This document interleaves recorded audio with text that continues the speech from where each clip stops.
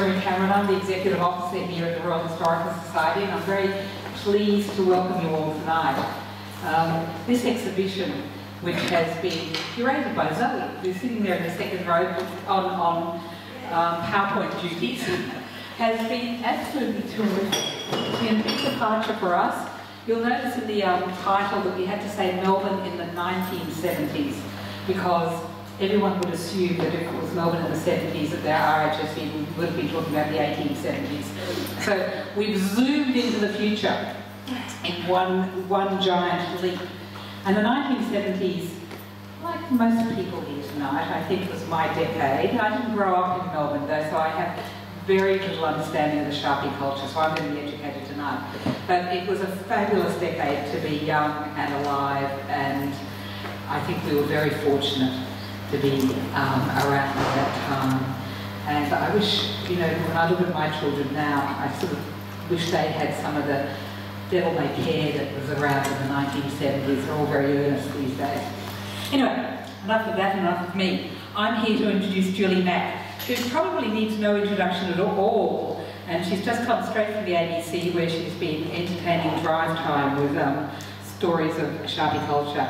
But so please give a big welcome to Julie Mack. Thanks, Rosemary, and as well Zoe for getting us in here. It's a really big thing for the Sharpies to be in this building with the Royal Historical Society of Victoria. If this was, if you'd like to flip to the next slide. So straight up I'm going to address the antisocial behaviour. There's nothing worse than getting to the end of my presentation and then someone going, yeah, well, what about the violence? So I'm going to address that straight on. So if this was 1978 and I was in this building, by this time already I would have graffitied the toilets with the texture that I carried in my handbag. I may or may not have climbed up onto the vanity and burned my name into the roof with a lighter. If I had my boyfriend with me, we would have been pashing over behind the, you know, in between the bookshelves. I would have stolen something. I'm not sure what. I know that I want the book about the vagabond papers, but that's probably a bit too intellectual. So maybe we would have stolen a centrepiece or something like that.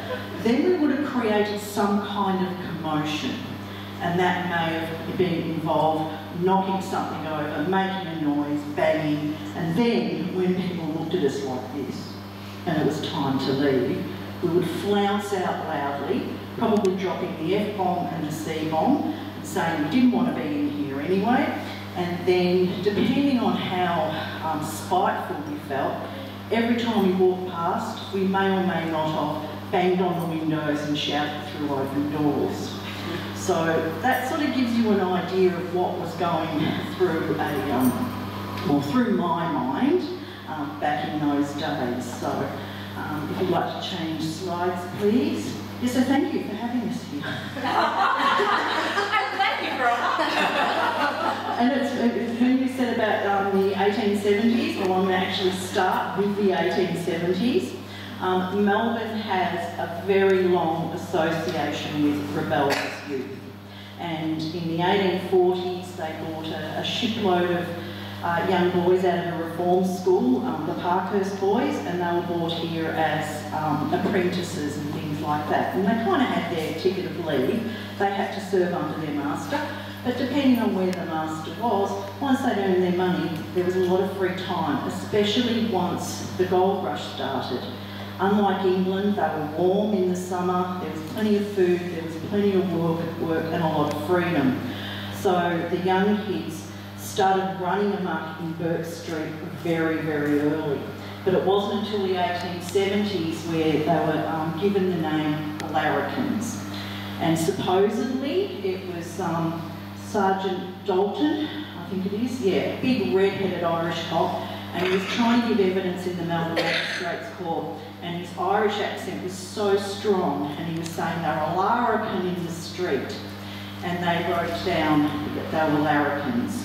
That's one of the stories, but it is disputed. So that was from the larrikins kind of went through to the 1940s being used as a term, although it is still used now. The male of the species was the larrikin, and the female was a larrikiness or a donna. And they were often the young women that were seamstresses, so they wore the same clothes as they were making for the ladies of Melbourne, and they had nice gaudy headdresses and hats and things like that. It was a real defiance against the class system. So if you'd like to change the slide, please. So the next uniquely Australian term for youth was the bodgies and the widgies. The bodgie was the male, obviously, the widgie was the female, and they were the rock and rollers of the 1950s, and this is my mother and father. So Dad obviously was a bodgie. He said he didn't have a gang, but he definitely had a group of mates, and they got into all kinds of trouble. Fighting with the ticket inspectors on the trains, vandalising trains, all that kind of stuff. If you'd like to flip this slide, please. So that's just a group photo of them. My mum's not in that picture, she must have taken it, and with my grandmother, and they're down on holidays down at Rosebud. So, they were just normal teenagers, but at the time there was a huge moral panic about the bodgies and the widgies. Rock and roll was the devil's music. Young women were being initiated into bodgy sex cults. It was a real big beat up. Change, please. And then in the 1960s we had the Sharpies. A male sharp was just known as a sharp, and the female of the species was known as a brush. There's also, with the name sharp, there's a bit of a dispute. They said that it originally came from the 1950s. The bodgies referred to the bodgy clothing. It was inferior copies of US clothing, army kind of servicemen on leave from the 1940s. And they said that their clothes, the sharps, they said our clothes are sharp, they're not bodgy. So with the 1960 Sharpies, they had a college crew cut, and it was just short back in size. And the young ladies wore pearls, pleated skirts, and twin set cardigans. So in the 1960s, they stayed under the radar for a long time because the authorities and the media were mainly focusing on the long-haired hippies and the dropouts and the draft dodgers. So for quite a while, the Sharpies remained under the radar until the wars between the Sharpies and the mods erupted in the streets in the city of Melbourne. And here we have a group of male Sharpies and one of their brush down in, pretty sure that was Oakley in Victoria. So, next one. And so then it moves to the 1970 Sharpies. The main difference is the 1970 Sharpies had tails at the back, and you can see them in these pictures. Now the story goes, unconfirmed, that the Camberwell boys, they were mainly long hairs, and they decided to embrace the Sharpie fashion. But so when they went in, they had their long hair cut, but they left the tails. And you can see here, Chris is on the right-hand side there, and he went from a long hair to a Sharpie. So no one's disputed that story yet, but that's supposedly the story of the tails in around about 1970, 71-ish. So once you had your hair cut into a Sharpie, you could not hide the fact that you're a Sharpie. So I'm in the bottom left-hand corner, and I'm in my school uniform, and you can still tell that I'm a Sharpie. I'm out of uniform, I'm wearing treads. For whatever reason, I don't remember what it was, but it was a point of pride to wear my jumper all through summer, which was just stupid. So once you're a Sharpie with tails, you could not hide who you were if you were marked. So So most people, when they think, if they don't know anything about the Sharpie culture, straight away they think of romper stomper, straight away they think of neo-Nazi skinheads, and Sharpies were really not about that. They were very inclusive, and my talk tonight is going to be a little bit different to how I usually do it, because there's some people here that have sat through my talks before, and I want to change it up a bit and present it a different way. And we can have a debate about it later if anyone thinks I've got it wrong. And for our question and answers later, Denise and Steph have volunteered to help answer questions later on about 70 Sharpies. So if you'd like to flick over these. So with the violent side of it, yes, it was violent, but it was a violent time as well. There was violence in the schools, children were beaten with canes, straps, they had the cuts, things like that. There was violence in the home, and for most of the Sharpies, they went looking for a family outside of the home, and they found their sense of community and their sense of belonging outside of the home. And as well, because of their antisocial behaviour and things like that, a lot of Sharpies ended up in the juvenile justice system, and they went to Tirana Boys Home or Leighton Girls Home. And when they were in there, because people were a lot stricter, more strict towards youth than they are now. And then when they were in there, and this was the same with the larrikins in the 1870s, they came out better connected. They knew tougher people, people with more of a criminal bent, and so they came out better connected and better situated in Sharpie society, and especially too if they were from rival gangs. So you could be out at a dance somewhere, and the gang can be sort of like, you know, posturing a bit towards each other, and one of the guys would say, oh, hang on, no, I know him, I was in Tirana with him, and everything would be okay. Let me flip to the next one. Oh, so this photo, sorry, that was from the one of the city watch houses where they yeah, that was one of the city watch houses, and someone saw the graffiti there and sent it through to me. So, and you can see West Side Sharps written there, and I'll talk a little bit more about West Side in a moment. So if you'd like to flick. So around about that time too, there was some really strict child welfare policies. So especially towards young women, and it started probably in the 50s but went through the 70s. So if you were a young lady and you were out late at night and the police pulled you over and they took you to the police station, if you were really lucky they rang your mum and dad. If you were unlucky they rang a social worker. And if that social worker felt that you were in moral danger, which was social work speak for sexually active, you could be removed from your parents and put into Win Leighton Girls Home. And this was one of the Win Leighton Girls Home magazines, and that's Sputnik on the cover. He was associated with West Side for a little while. So when you've got all these young people getting put away, 90% of the girls in Win Leighton were there for moral danger, and 10% of the boys. So then you get these children, and they were children, coming out of these institutions, which have since been subject to Royal Commission. They came out damaged.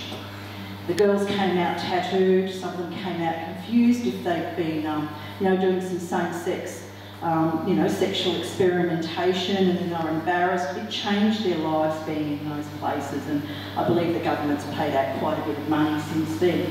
So I thought I'd mention that. We had violence in the home, and there was violence towards children in society by past policies. Anyway, enough of me banging on about that. We'll go to the next one. But the main part about it for us was the fashion, the belonging and the fashion. So Sharpies were basically kids. We'll say the average age was between 15 and 17, give or take a few years.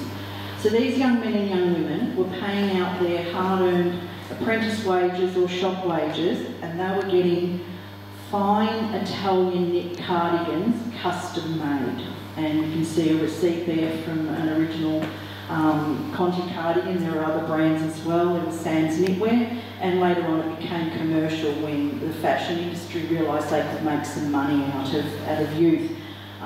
In the middle you see some different cardigans there that have been custom made.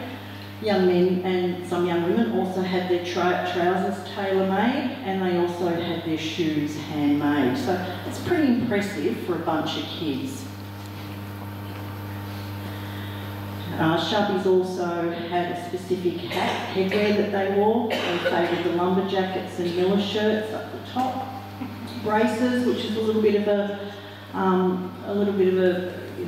fashion appropriation from the UK when the young English skinheads, now these were working class youth, not neo-Nazi skinheads, and when they came here during the £10 POM immigrations during the 50s and the 60s, they brought their fashion with them, the Europeans and the and people from the UK. And bib and brace overalls was also favoured amongst the Sharpies as well. So let's just give you an idea of some of the fashion. Now when I look at this photo, I can see why people were intimidated by us. So this is West Side Sharps around about 1978, and when you look at it, not one person in that photo, I'm very sure, none of them are over the age of 18. So, you know, but I can see why we were intimidating. And if you'd like to, please. And the thing to remember is, Sharpies were children. We weren't bikies, we didn't have motorbike licences, we weren't surfies, we didn't have a panel van with surfboards on the roof, we weren't rockers, and we didn't have custom lines. We were kids and we caught trains. And this is at Lower Ferntree Gully Station. And we didn't always catch them nicely. You can see there, they're running amok, they've graffitied the train and whatever else they're doing. So.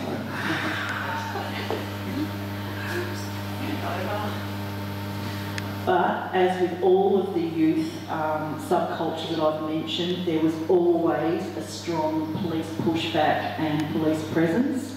We were regularly moved along from the city. With the larrikins I mentioned earlier, they had the Terrible 10 in the 1890s to combat the larrikins. They bought the Terrible 10, so they was these just big hulking coppers. They brought them back in the 1920s to address Squizzy's razor gangs. In the 1950s, they had the Bodgy Squad. They were undercover big blokes that went round catching the bodgies. In the 1960s, they had this, I think it was the Special Duty Squad to... Silent 7. Silent 7? Silent 7. Silent 7, yeah. And we've heard that there was a squad in the 70s, but if there was, we don't know the name, and I have heard them called the Phantoms. So I don't know whether that's true. One day I'll find a retired cop from that time and ask him. But you can see here, there's I think 5 police for 10 young people, and this is in Richmond, just near the Corner Hotel. They're on the way to the footy. So,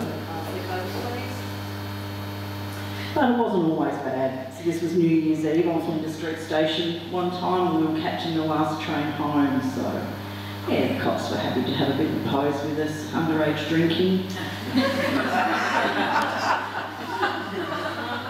Alright, so where do I fit in? I got my hair cut into a Sharpie in 1976, and overnight I went from a smiling, freckled girl with a bad fringe into a snarling Sharpie.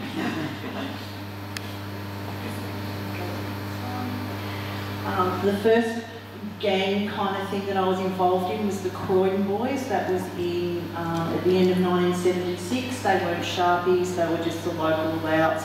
Think Bon Scott, that kind of look. Then I met this young man, Skeeter. He was an Eastern Sharp, and he had affiliations with the Melbourne Sharps, and that was how I became involved with the Melbourne Sharps. Melbourne Sharps didn't actually see themselves as a gang as such. They saw themselves as a fluid group of kids that just moved in and out and caught up when there was things going on. Every time I changed boyfriends, I changed gangs. So after I broke up with Skeeter, I started going out with Iggy. He was a Box Hill Sharp and he was a member of West Side Sharps as well. Now, West Side, in my mind, we were a gang. I think we referred to ourselves as a gang. We were all very close in age, and it was just like having a whole heap of brothers and sisters, and I had a lot of fond memories. So this is the guys in West Side. This is probably the most organised looking photo where they all pretty much had the one cardigan on. And the gentleman in the back, Bong, he's passed away now. He was one of the survivors of the brutal child welfare system, and a lot of the kids that were involved in that system died early deaths. They have really bad health problems now. A lot of them came out, they couldn't read or write. They've got limited education when they were in the institutions. So things were very difficult for them, in society, and even now for the ones that are still alive, it can be a problem for them. So after I broke up with Iggy from West Side, I was absolutely devastated. If I look back now, I probably could have continued in the gang with him, but I felt it was too awkward, so I moved on and I started going out with the young man on the left, and he was one of the St Albans Sharps. I'd say they probably would consider themselves a gang as such, but I could be corrected. And you can see that's taken my bedroom. I'm obviously a teenage girl. There's my frog collection, my Pink Panther collection, and the men's sign that I stole from Mooroolbark Station one night. So why did we do it? As I said, it was a sense of belonging, but more importantly, it was fun. We were the ones having the most fun. So the top left-hand corner, that's the Melbourne Sharps, and we're at a concert, I think, in Boronia. Yeah, Aussie. Yeah, it might be Aussie Rock in Boronia. Top right, that's West Side. We decided to have a picnic, and on the way, all the way there, we sang, "Today's the day the Sharpies have their picnic." Bottom left-hand corner is just a party, but you can see how happy we are. And I've got a pair of scissors in my hand. I spent most of that night cutting everybody's hair. I always wanted to be a hairdresser. The next one, we've decided to go, back. And the other one was just a picture of us at the zoo. And yeah, so we're at the zoo there. So, we got around and we did a lot of things. So, okay, let's flip over. Top left, that's the Sharpies at the footy.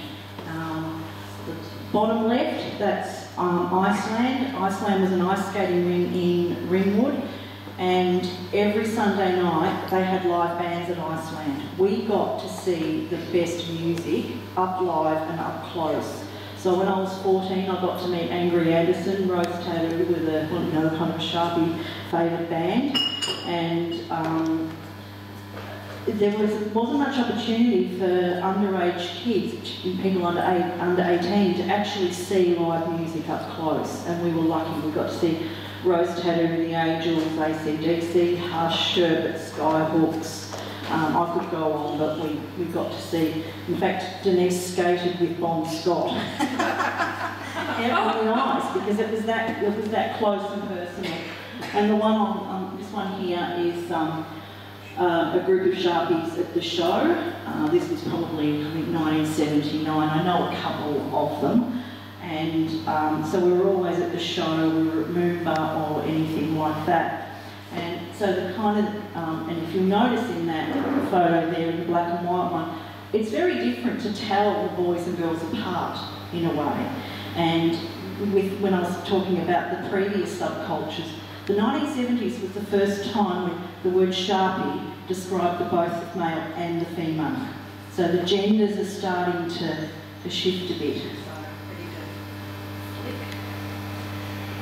Sharpies were really inclusive. It didn't matter if you were damaged. It didn't matter if you were from horrific home circumstances and when you're at school you couldn't connect with anyone else. The Sharpies just accepted you for who you were.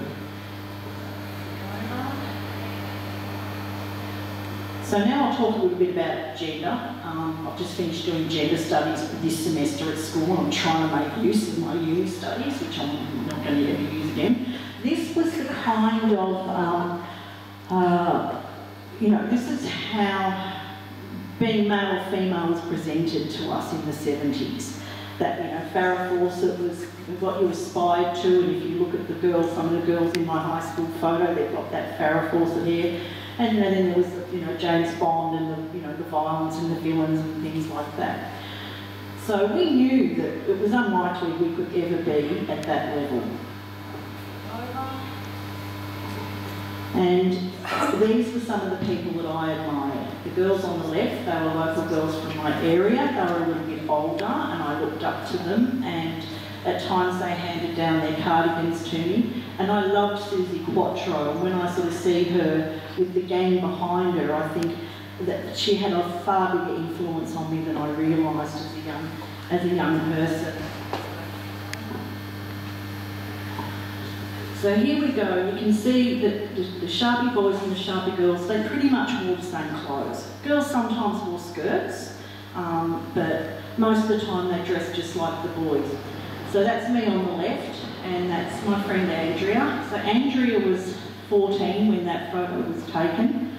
The day I met her was probably one of the most exciting days of my life. I met her at Croydon Market. That was her market on Sundays that a lot of Sharpies went to.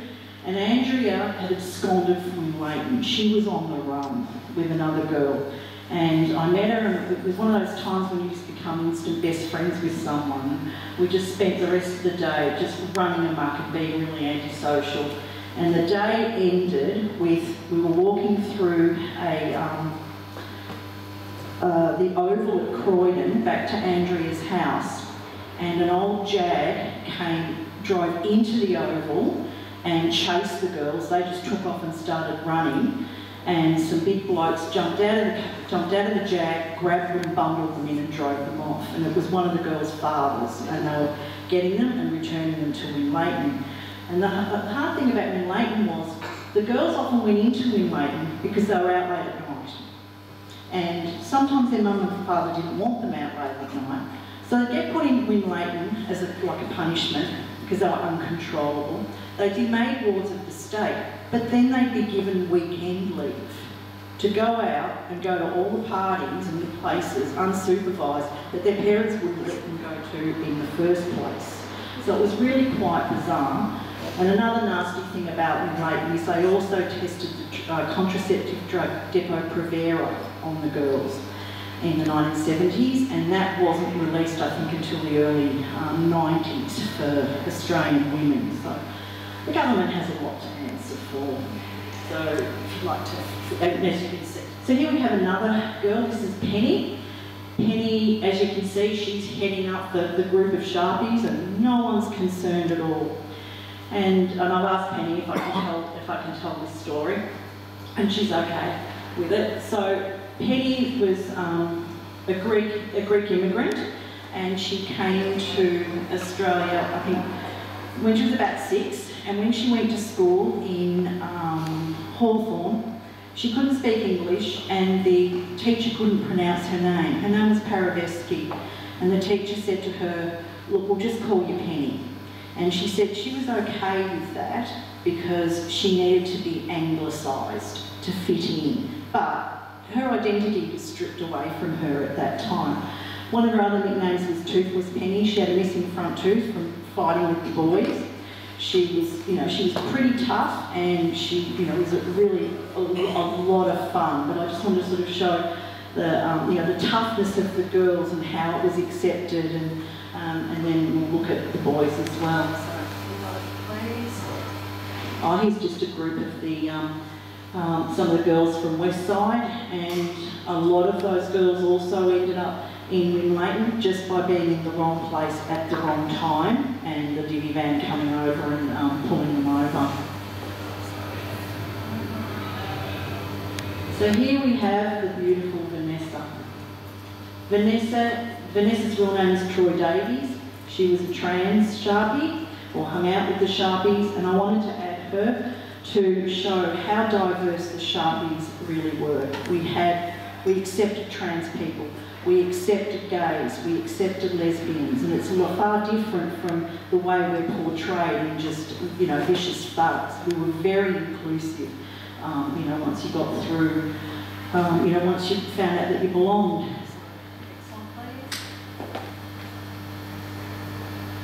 So one of my nicknames was 10 Thumbs because I was bossy and I had my boyfriend under the thumb. But you can see that the guys here, they think it's hilarious. So they didn't care about being bossed around by, you know, by girls and girls giving as good as they gave. And you know, this might not be the same for everybody, but this was my experience. So. Oh, this is just another one. It was one night, it was about 4 AM. The boys are all up singing really loudly to the angels and I wanted to go to sleep. And I got up and told them to shut up, go to bed and turn the music off. And that was the response. I can't remember what they were singing, but you know, obviously they took no notice of me. The one point with the, when I was in Westside, only the males wore the t-shirts. And I guess in our own way we were young equalists or feminists, and we thought, well, why can't we wear the t-shirts? And so when the boys would have a meeting on who was going to be invited into the gang, and they would have it in a bungalow in Footscray, and the girls would be locked out. So we'd be pretty cross about that. There was quite equal numbers of boys and girls in the gang. So we'd sit outside, plotting ways to punish our boyfriends for excluding us, or planning to set fire to the bungalow. And later on, I mentioned it to one of the, in fact, one of the girls did go and get a t-shirt printed, and I mentioned to Crazy, I think of him as the leader of the West Side, but he doesn't see himself as that.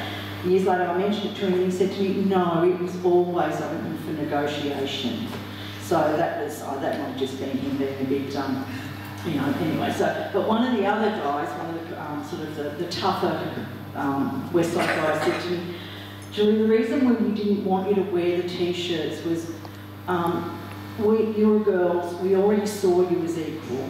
You didn't need to wear an ugly t-shirt like that. You know, we liked the way you dressed, we liked your makeup, we liked, you know, we liked everything about Sharpie girls. You didn't need to put the t-shirt on and be like a boy.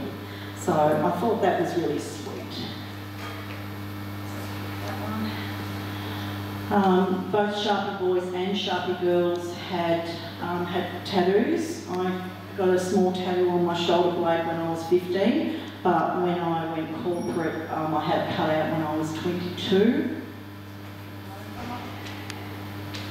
Sharpie jewellery was also unisex. Boys and girls wore all of the jewellery, you know, whenever they wanted. And then you can see here, Jack O'Higgins looking like a really tough skinhead, isn't he? Anyway, and you can see he's wearing an armful of Sharpie bangles. And in fact, those bangles saved his arm. He was working as a guillotine operator and a bookbinder, and the machine came down one day on his arm, and lucky he had his bracelets on because it stopped his arm from being crushed. Sharpie boys were quite happy to dance together. It was no problem. It was tribal and they were really good dancers, and if you had a good-looking Sharpie boyfriend that could dance, fight, and you get the rest of it, you know, you were made. You had the right kind of boyfriend.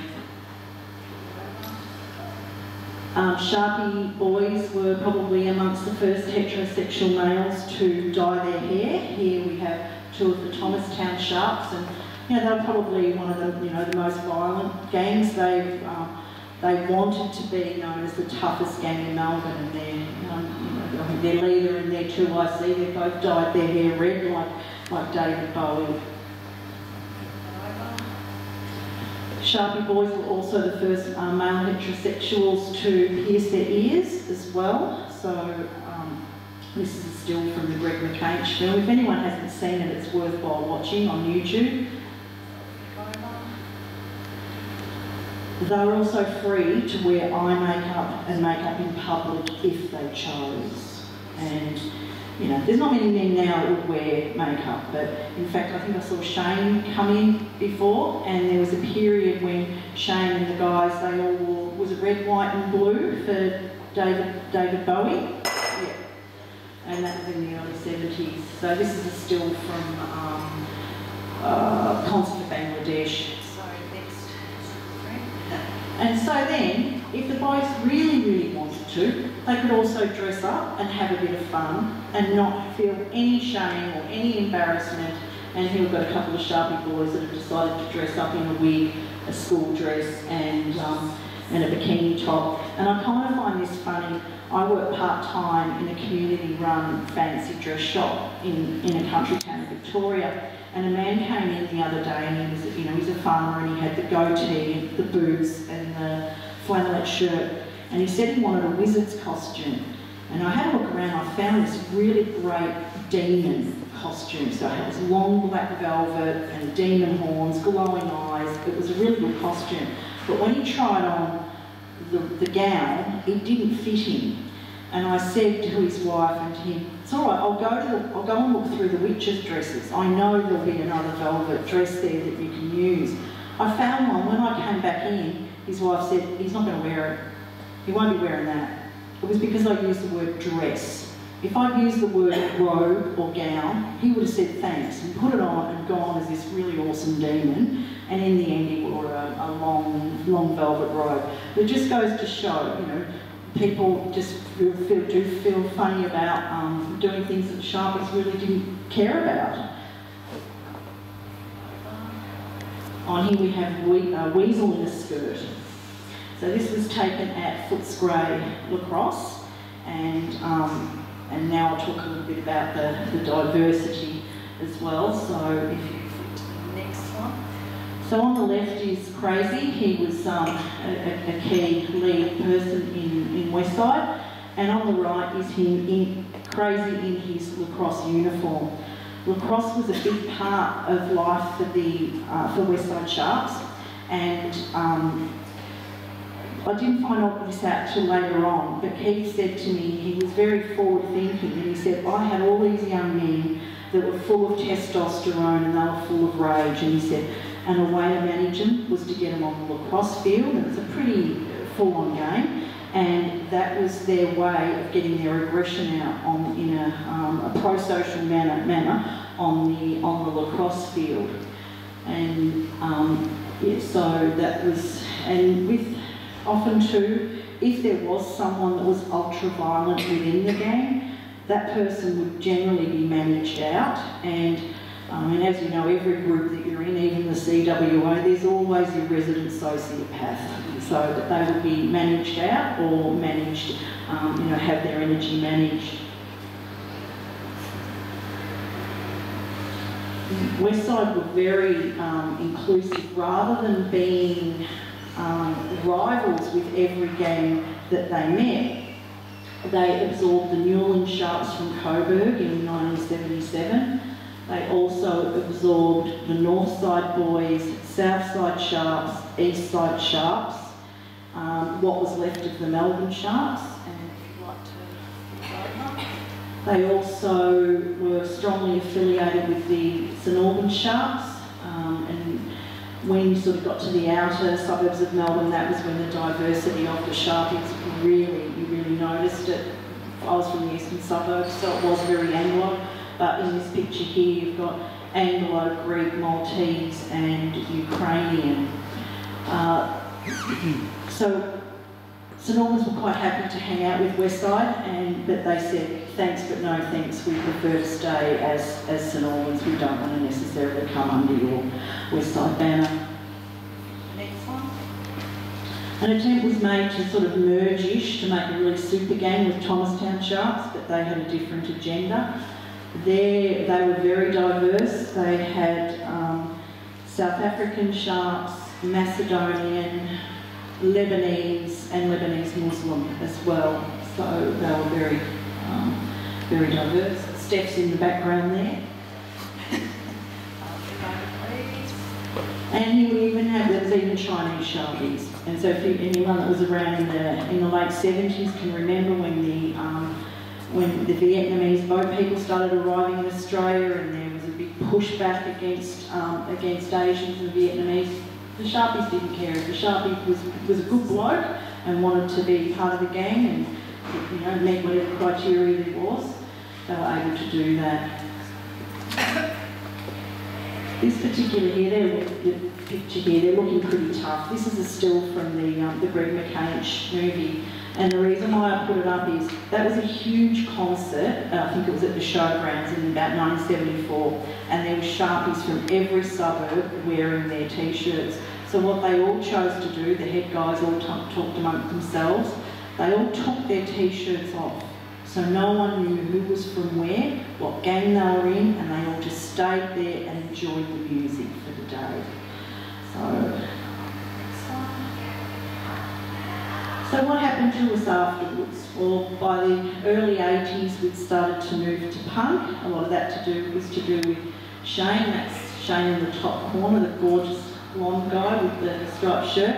He was a former Sharpie that started a punk band that we followed. And you can sort of see that there's a mixture here. We've got people still dressing like a Sharpie, people dressing punk. You've got Don there, he sort of got the porn star moustache, and he went down the night fever disco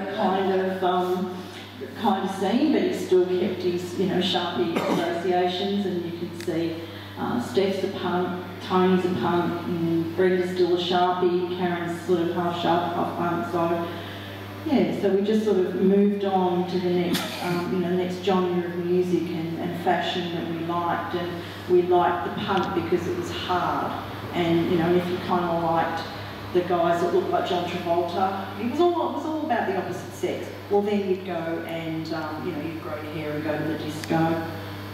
Next one. Yeah, so I'd pretty much forgotten that I was a Sharpie until the early 2000s, and Peter Robertson and Larry Jenkins, they had an exhibition in 2004. Sam had an exhibition in 2006, 2010. A book was published by Ty Taylor about the Melbourne Sharp, the history of the Melbourne Sharps, around about that time too. And that was when I first found out that we had 1960 Sharpies. We had no idea. We were just interested in ourselves. And I'd always liked writing, and one of my former boyfriends rang me up and he'd read a book called Glory This by Michelle Moo, and he said, I've just read Glory This, it's about Sharpies. He said, Mac, you've got to write something. And eventually I started, and then it all came back, and then we put the gang back together, and found a lot of old friends, reconnected with old friends, old enemies, and then we've sort of taken the Sharpie movement forward today, and really hoping people can understand that we were tarnished by the violence, but it was so much more than that. It was mateship, it was the Aussie spirit, the bucking the class system, it's fashion, pushing gender norms, and the music. So, the next one. Oh, and I just love that photo. The guys mucking around at Flinders Street. So thank you very much for listening and for being here. I hope you enjoyed it, and I'm happy to answer any questions, and if I can't, I'll just sort of handball them to the next step. Thank you very much. Thank you.